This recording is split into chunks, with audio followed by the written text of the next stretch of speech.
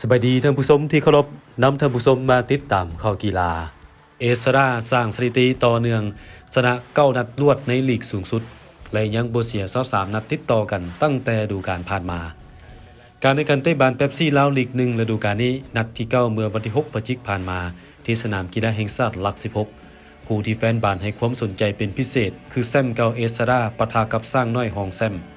ทั้ง2ทีมเดินเกมไล่กันอย่างมวลมันและสิงโอกาสยิงประตูอย่างกระทึกใจ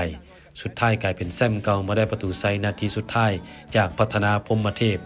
จบเกมเอสราชนะสร้างน้อยแบบวุดวิด 1-0 เอสราสร้างสถิติชนะ9นัดรวดในลีกสูงสุดและยังบ่เสีย23นัดติดต่อกันตั้งแต่ฤดูกาลผ่านมาในนี้ชนะ21เสมอ2ยิงได้ถึง88ประตูเสียเพียง15ประตูเอสรานำมาสด้าจีบีอันดับ2 6คะแนนส่วนสร้างน้อยล้นไปอยู่ที่3มี19คะแนนขณะที่สารบัญยูไนเต็ดเอาชนะ BAS Master 3ประตูต่อ0สุกษะชิโมมุระนักเตะชาวญี่ปุ่นยิงแฮตทริก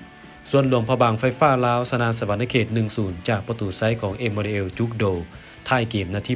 82และกองทัพชนะจำปาสักอาเวเนีย 1-0 ได้ประตูไซด์จากตีสีหาราชต้นเกมนาที11ตารางคะแนนขณะนี้ผ่านไป9นัดทุกทีมเอสราเก็บ27คะแนนเต็มมาสด้า GB อยู่อันดับ2มี22คะแนนฮองลงมาสร้างน้อยมี19คะแนนกองทัพ16คะแนนน้ำทา12คะแนนจำปาสักอาเวเนียกับสารบัญยูไนเต็ดมี10คะแนนเท่ากันหลวงพระบาง8คะแนน